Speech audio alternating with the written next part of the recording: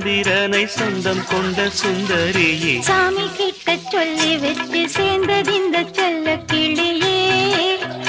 இந்த பூமியுள்ள காலம் மட்டும் வாழும் இந்த அன்பு கதையே. முத்துமணியே பட்டு துணியே, ரத்தினமும் முத்தினமும் சேர்ந்து வந்த சித்திரமே, சாமி கிட்ட சொல்லி வச்சு சேர்ந்தது இந்த செல்ல கிளியே.